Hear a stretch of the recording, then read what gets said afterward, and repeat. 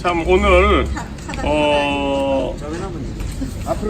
아주 위대한 증언이 이 부산 동부지원에서 있었습니다. 평범한 가정에 아주 가냘픈 박희정 여사님께서 아주 이 결정적인 증언을 해주셨는데 바로 이것이 우리 대한민국의 저력입니다.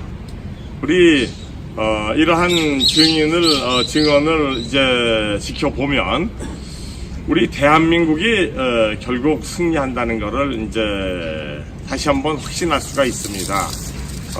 이 정치인들 다 국민들 혐오할 정도로 다 도망치거나 또는 이 앞잡이 부역자, 빨갱이 앞잡이 부역자 노릇 이렇게 해서 지금 대한민국이 거의 뭐 망국의 이러한 지경까지 몰려 있는데 역시 이러한 상황이지만 우리 일반 국민들에게서 이러한 국회의원보다도 장관보다도 더 훌륭한 위대한 이러한 저력이 이제 터져 나오는 것입니다.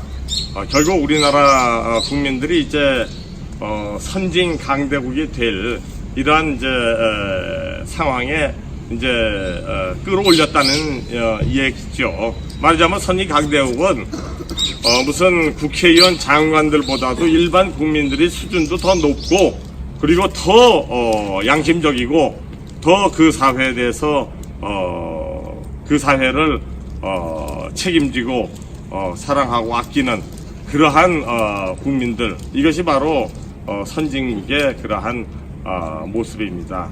이제 우리가 우리 국민의 힘으로 이러한 빨갱이와 그 앞잡이 부역자 노릇한 이런 나쁜 이런 애들 다 이런 암세포 같은 이런 애들 다 이제 제거하고 이제 선진 강대국으로 이제 간다는 것을 다시 한번 이제 확신하게 해주는 그러한 우리 박희정 여사님의 아주 위대한 그런 증언이셨습니다.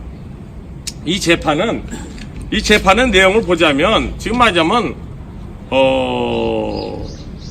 대학 교수인 국립대학 교수인 제가 과학철학 형이사 인식론 이런 거 이제 강의 33년 해오다가 이제 나라가 위태로운데 그 원인을 찾아보니까 빨갱이들이 국민들 속이고 사기쳐가지고 국가를 멸망지경으로 몰아넣으려고 하니까 교수의 관점에서 다 조사해보면 그 내막에 혼이 드러나잖아요.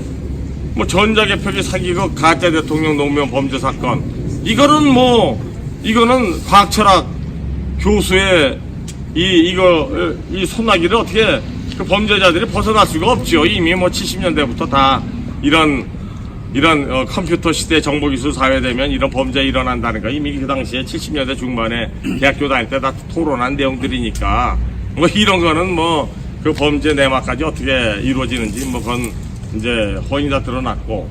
자, 그런데 전번에 2017년도 5구 대선 부정선거 여기서는 전자개표기 불법 사기기계 이것뿐만 아니라 이거는 아마 전 세계의 역사상 이런 사악한 이런 규모의 부정선거는 아마 없었다.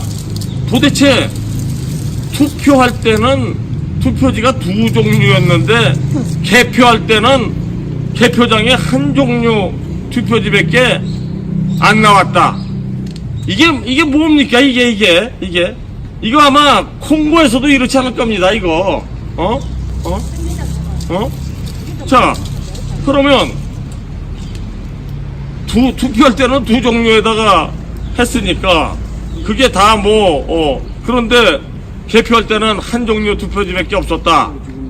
이렇게 만들려면 각 투표장에서 다 통째로 도둑질해가지고 미리 준비된 그러한 한 종류로 된 투표지를 준비했다가 순식간에 바꿔치기 해가지고 개표장으로 보내는 그러한 방법밖에는 그 투표함을 또 다 열어가지고 구하는 거를 다 하나하나 골라내가지고 아닌 것만 골라내가지고 빼버리고 그런 미리 준비된 한 종류 거를 집어넣어서 이렇게 숫자를 맞춘다?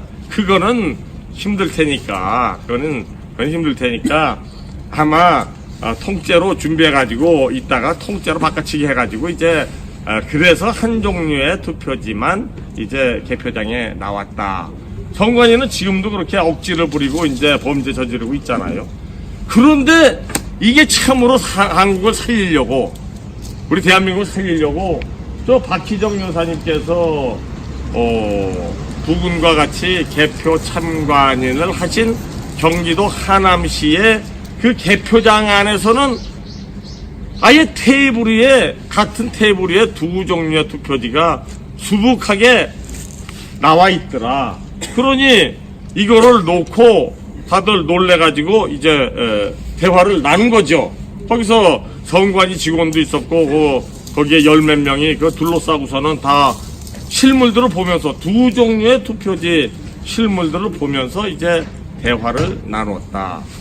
이거는 그냥 보통 증언하고도 다른 겁니다. 이거는 다른 사람들과 실물 놓고 다 대화까지 나누고 이런 내용의 것이고 또 이거는 생생하게 그러면 이거는 사실 법원으로서는 검찰에다가 수사를 요구를 해야 됩니다. 이게 법원에 할 일이죠. 그렇게 해서 하남시 조사하고 다른 개표장들도 선관위 자체를 조사해라. 인쇄업자들도 다 조사해라. 맞습니다. 지금 우리가 보면은 박희정 여사님은 그 아주 결정적인 증언을 해주셨는데 또 우리가 대선 무효소송을 할 때 이 선관위가 얘기하는 원고지형의 투표지 그 한 종류 외에 다른 종류의 투표지 노트형의 투표지에다가 투표했다는 분들이 지금 수만 명이 넘잖아요 지금.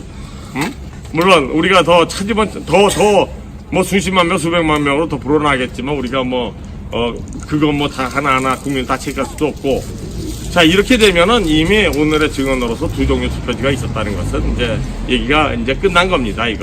그러면 어째서 그럼 하남시에 다른 데서는 한 종류의 투표지밖에 개표장이 없었는데 그 개표장에 안에 넣은 것도 동영상 찍어온 거 보니까는 빳빳하게 한 번도 접지 않은 것들이 뭉치로 나오고 막 이런 것들도 다 바꿔치겠다는 증거고 이런데 그보다도 원천적으로 더 중대한 그러한 증언은 하남시 거기에 같은 테이블 위에 두 종류가 수북이 있었고 그것을 다 같이 보면서 대화를 나눴다고 하는 이건 아주 결정적인 그러한 증언입니다. 그러면 이 얘기는 뭘 말해주냐? 결국은 다른 분들 전국의 모든 곳곳에서 수만 명 이상이 지금 더 찾아보면 100만 명도 넘고 200만 명 넘고 몇백만이 되겠죠 이제. 맞아요. 자 그런데 이것이 얘기해주는 바는 뭐냐? 다른 데는 선관위가 범죄 조직이니까는 우리가 이 선관위가 빨갱이 범죄 조직이라는 건 이미 저 노무현 시절부터 노무현이 당선될 때부터 다 알았던 거니까 이 범죄 조직에서 미리 짜가지고 다른 데서는 다 바꿔치기 했는데 하남시에서만 어찌된 일인지 그 투표지를 바꿔치는 과정에 거기서 바꿔치지를 못해 가지고 이런 현상이 이제 나온 거다. 깜빡했지. 깜빡을 했는지 뭐인지 그건 수사 결과에서 이제 봐야 될 때고 이러니까 결국은 두 종류 투표지가 있다는 것이 이미 오늘로써 이제 그런 끝장이 난 겁니다. 그러니까 자 문재인이가 가짜 대통령 부정선거 가짜 대통령이라고 했을 때 김경수와 그 드루킹의 여론조작 그거 한 대목 그건 이미 입증이 됐고 두 번째 대목은 이거 정말 세계 선거 역사상 아마 전무후무한 역사의 기리김이 남을 최악의 이런 부정선거로 남겠죠. 이거 적어도 최소 1,000만 표 이상을 바꿔치겠다는 얘기 아닙니까? 맞습니다. 그랬으니까 전국의 투표장에서 한 종류밖에 안 나왔지. 자, 그 다음에 또 한 가지 대목은 이제 전자개표기 사이고 가짜 대통령 노무현 범죄 사건. 이건 이때까지 많이 이제 논의를 했으니까 그건 또 이제 다음 공판에서 또 상세하게 또 증명을 하고 이걸 잡을 겁니다. 네. 방청을 한 유튜버로서 방청 소감을 말함과 동시에 잠깐 앞으로 그 재판에 대하는 자세에 관한 제안의 말씀을 한 가지 드리겠습니다. 네.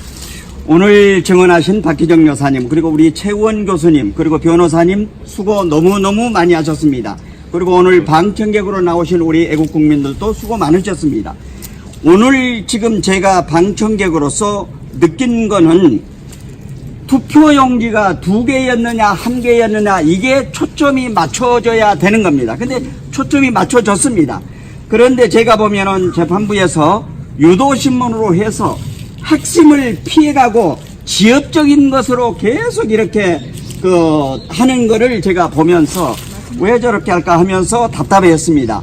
다음 재판에는 충분히 사전에 좀 증인으로 나오시는 분들과 변호사님 그리고 최원 교수님 만나서 사전에 조금 대화를 하시고 네, 맞습니다. 재판에 응하시면 좋을 것 같다는 그런 생각이 들고요. 다음 재판은 언제 하는지 그리고 다시 한번 우리 애국 국민들 전 국민 750만 해 동포들에게 마지막 한 말씀을 부탁드리겠습니다. 네. 예, 질문. 예, 그래. 그 부분은 이제 우리. 네. 같이 그 옆에서 하시면 됩니다. 오늘 이 재판 이 과정을 갖다가 본 결과 판사는 오늘 이 사건하고 관계없는 쪽으로 자꾸 유도를 무엇을 하느냐,